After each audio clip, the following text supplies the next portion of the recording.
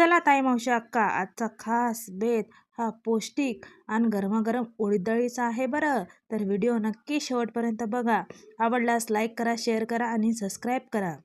इथे मी 4-5 शिट्ट्यामध्ये उडीद डाळ ही शिजून घेतली आहे. तुम्ही कशी उडीद डाळ बनवता मला नक्की कमेंटमध्ये सांगा. बघा, जास्त गाळ उडीद डाळ मी शिजवली नाही, अशी थोडीशी दाणेदारच उडीद डाळ शिजवली. यामध्ये एक टोमॅटो टाकलं, स्वच्छ उडीद डाळ धुवून घेतली आणि 5-6 शिट्ट्यामध्ये अशी शिजत घातली. चला तर फोडणीची तयारी करू. मी इथे कढई ठेवली. कढईमध्ये आवश्यक तेवढं तेल घालायचं.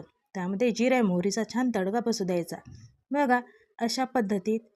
आणि त्यामध्ये कांदा टाकायचा बारीक चिरलेला. कांद्याला लाल परतू द्यायचं. नंतर वाटलेला ठेचा हिरव्या मिरचीचा, हिरव्या मिरच्या, त्यामध्ये लसूण, सांबार एवढं मिश्रण घेऊन मी वाटण हे बारीक वाटलं. थोडीशी हळद टाकली.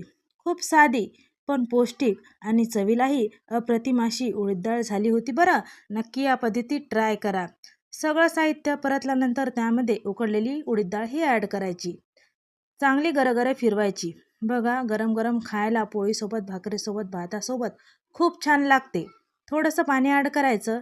थोडीशी वरून कोथिंबीर, चवीपुरतं मीठ टाकायचं आणि 5-7 मिनटं पुन्हा लो फ्लेमवर शिजत घालायची. बघा, खूप पौष्टिक उडीद डाळ होते. तुम्ही कशी बनवता ते नक्की मला सांगा. आवडल्यास लाईक करा, शेअर करा आणि सबस्क्राईब करा. बघा, वाफळलेली गरम ही उडीद डाळ आवडली का तुम्हाला? नक्की या पद्धतीत ट्राय करा.